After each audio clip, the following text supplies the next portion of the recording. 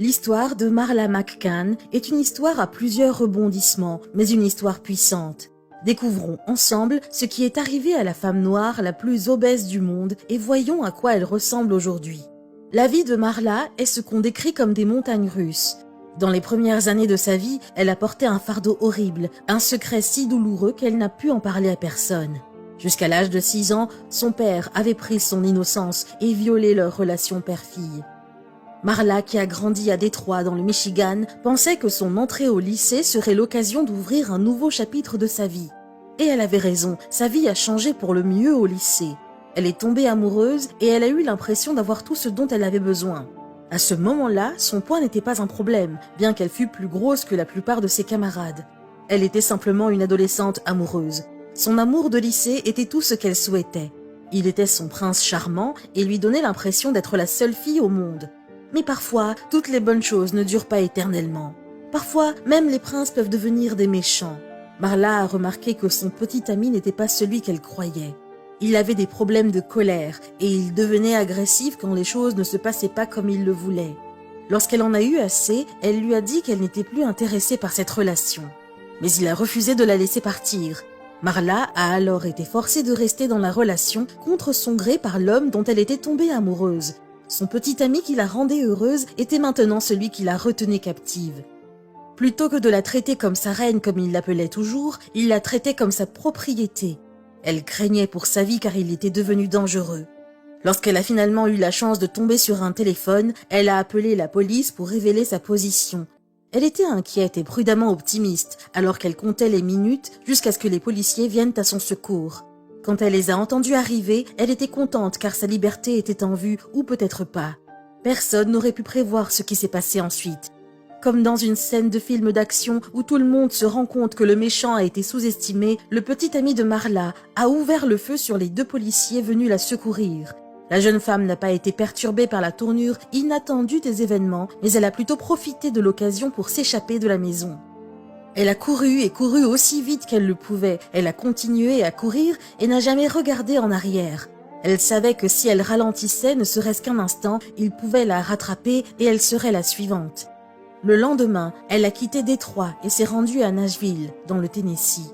Mais bien qu'il y avait désormais une distance de 877 km entre elle et son ex-petite amie, elle était toujours terrifiée. Cette période lui avait causé plus de traumatisme qu'elle ne pouvait l'imaginer. Elle tressaillait chaque fois qu'elle entendait quelqu'un frapper à la porte. Même lorsqu'elle entendait un son inattendu, elle tremblait car elle avait peur qu'il soit venu pour elle. Elle se retrouvait à regarder dans le vide pendant plusieurs minutes et ne retrouvait ses esprits que lorsque quelqu'un l'appelait. Elle n'avait pas de téléphone pendant cette période car elle craignait qu'il ne l'utilise pour la retrouver. Son ex-petite amie était toujours en liberté, alors elle vivait dans la peur. Elle s'enfermait dans la maison et la nourriture était son réconfort. Elle a trouvé refuge dans les fast-foods, ce qui l'a aidée à ne pas se focaliser sur les personnes qui allaient venir la chercher.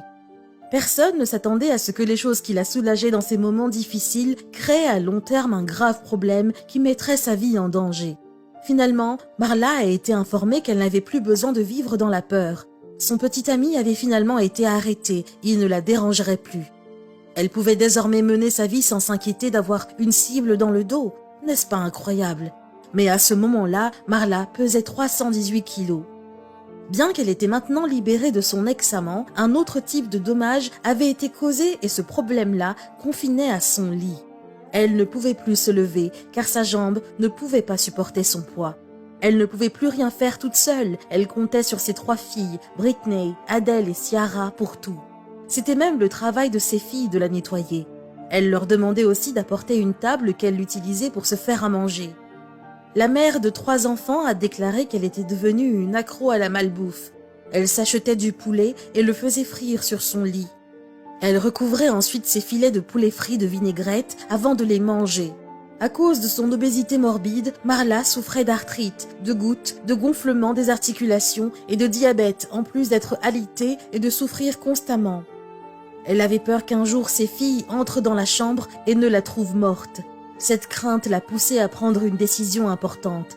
Elle a décidé qu'elle voulait travailler avec le docteur Younan Naozaradan, expert en perte de poids, et participer à la saison 3 de l'émission My 600 Pounds Life. Elle en a parlé à sa fille Ciara et elles ont déménagé ensemble à Houston. Marla étant incapable de sortir du lit, elle a dû appeler une ambulance pour la transporter dans la voiture de sa fille, où elle était restée assise pendant tout le trajet de 13 heures. À cause de son poids, la jeune femme de 43 ans a à peine survécu au voyage. Un caillot de sang qui s'était formé dans sa jambe après des années d'immobilité s'est délogé pendant le voyage et s'est déplacé vers son poumon. Lorsqu'elle est arrivée à l'hôpital de Houston, sa santé s'est détériorée rapidement. Lorsque le docteur Younan l'a rencontrée, il a déclaré « Elle est dans le pire état de santé que j'ai jamais vu. Je ne m'inquiète pas autant de la chirurgie bariatrique que de sa survie pendant les prochaines 24 heures. C'est une situation très dangereuse. Sa vie arrivera à son terme si nous ne faisons rien. » Le chirurgien a déclaré qu'elle n'aurait jamais dû voyager car cela n'avait fait qu'empirer son état de santé. Il a placé un filtre dans sa jambe pour empêcher la formation d'autres caillots sanguins. Après cela, elle a été soumise à un régime alimentaire de 1000 calories par jour pendant son séjour à l'hôpital. Le docteur Younan a également expliqué que si elle était restée plus longtemps à Nashville, elle serait morte en quelques mois ou semaines. Mais malgré le risque de formation d'un autre caillot sanguin, Marla a refusé de se lever ou de bouger ses jambes. C'est à ce moment-là qu'on s'est rendu compte de l'ampleur des dégâts que son poids avait causés sur le plan mental. Elle renvoyait ses kinésithérapeutes et disait que tout le monde était trop dur avec elle. Chaque fois qu'on la poussait à se lever, elle hurlait de douleur et entravait les efforts de tous ceux qui essayaient de l'aider. Alors le docteur Younan a opté pour un pontage gastrique quelques mois plus tard, car il n'y avait aucun autre moyen de l'aider. La formation des caillots de sang demeurait toujours un risque pour Marla, mais elle continuait à compter sur un kinésithérapeute pour bouger ses jambes à sa place. À ce stade, le chirurgien l'a fait sortir de l'hôpital car elle n'était pas prête à se lever et à franchir l'étape suivante pour atteindre ses objectifs. Marla est retournée vivre avec sa fille et a prétendu pouvoir faire des choix sains toute seule. Mais pouvait-elle ou allait-elle demeurer ainsi pour le reste de sa vie ?